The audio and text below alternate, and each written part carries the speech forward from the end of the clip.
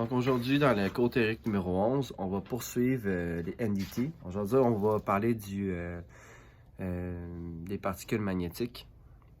Je vais vous montrer comment ça fonctionne. Dans le cas premier, je vais vous montrer la théorie. Donc, comme on peut voir ici, on a un courant magnétique. Et puis, qu'est-ce qui fait interruption au courant? C'est bien sûr la fissure qui fait une déviation du courant magnétique, du champ magnétique plutôt. Donc la pièce en métal, ferromagnétique bien sûr, sinon ça ne fonctionne pas, va nous indiquer par présence d'accumulation de particules magnétiques où c'est qu'il y a une microfissure. Donc qu'est-ce qu'on peut voir ici? C'est une accumulation de particules magnétiques. Donc, qu'est-ce que ça fait? C'est que ça avait regroupé les particules magnétiques à l'endroit où que le flux est dévié.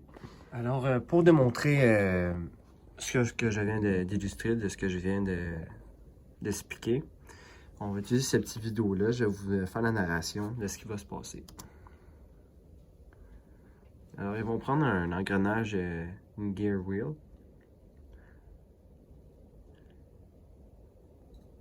Est en train de la disposer.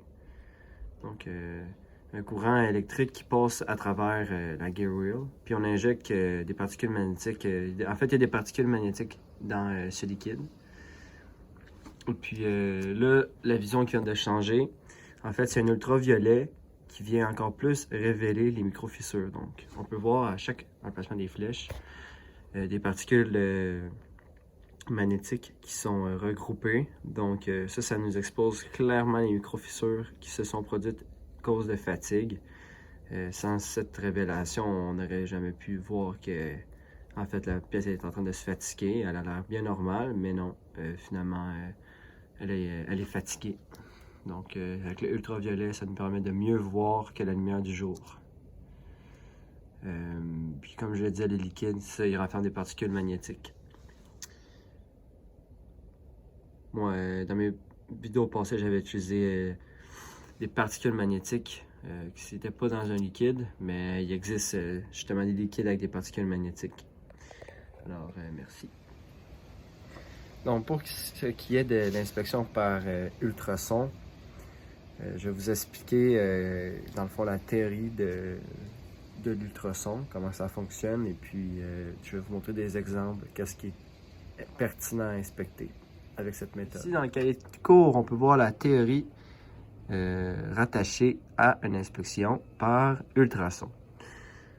Donc, ici, on a un petit diagramme. Notre moniteur ici, dans ma vidéo pratique, je vais vous montrer à quoi ça ressemble un moniteur et puis comment on l'utilise. Ici, on a ce qui se passe. Dans le fond, ça, c'est la pièce de métal à inspecter. Microfissure ou un défaut dans la pièce quelconque. Et puis ça, c'est notre machine qui va produire un écho. Okay? Donc un écho, c'est que ça revient, ça rebondit.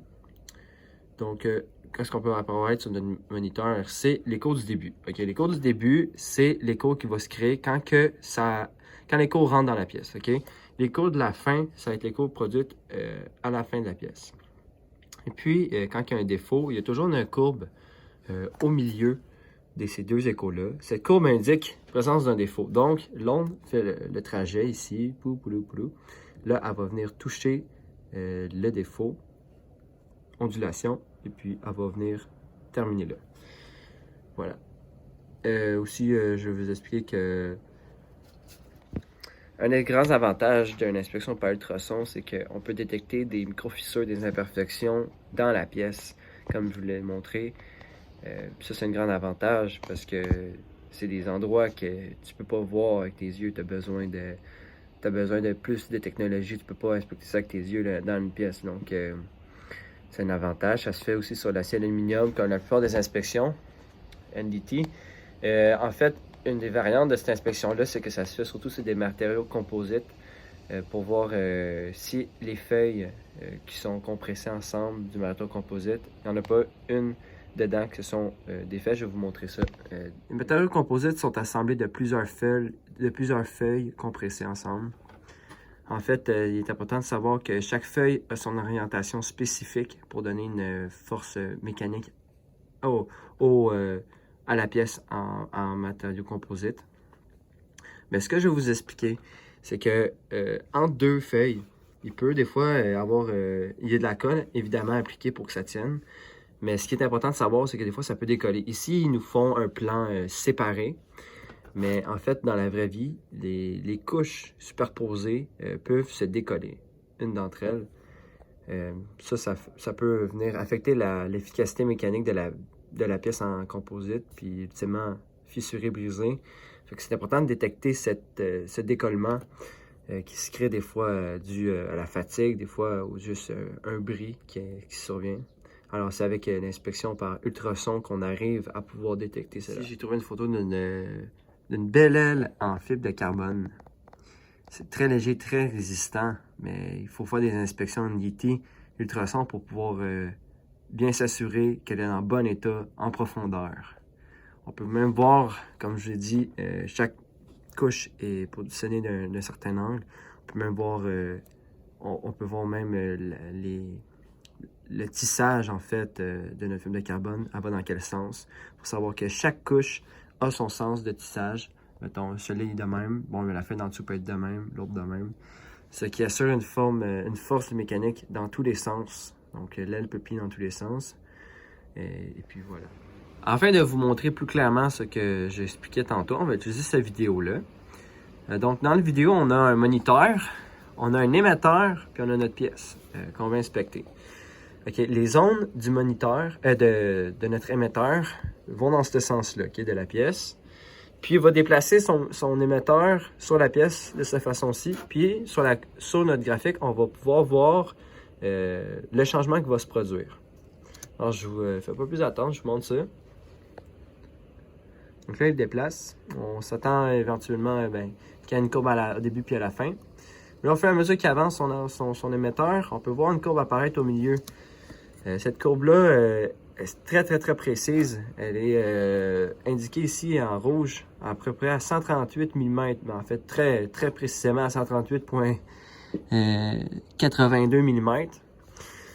Fait que ça, c'est dans le fond la distance que l'on a parcourue avant de frapper quelque chose dans la métal ici. Donc, c'est à peu près cette hauteur-là. On veut prendre approximativement, comme ça ici. Donc, ici, il se passe quelque chose dans la pièce. On va continuer la vidéo. Il déplace. Là, on voit que ça s'agrandit. Là, ça a diminué. Là, ça revient à la normale. Là, il rencontre un deuxième obstacle. Les ondes traversent un deuxième obstacle encore très précisément. C'est indiqué ici. Il est trouvé en rouge à 87,16 mm de profondeur. Puis on va continuer. Là, ça s'aggrave, ça s'aggrave. Ça s'aggrave encore. Bon. Ça, c'est la partie qui va vous faire le plus comprendre, je pense. En fait, les ondes en orange, on peut voir leur interférence avec qu'est-ce qui se passe dans le graphique. Donc, on peut voir les ondes frapper notre obstacle ici. Là, ici, on parle d'un trou et d'un cisaillement. Puis le cisaillement, on peut voir que là, OK, toutes les ondes me reviennent à notre émetteur. Là, c'était très flagrant. Donc, j'espère que ça a pu vous aider à comprendre. Merci.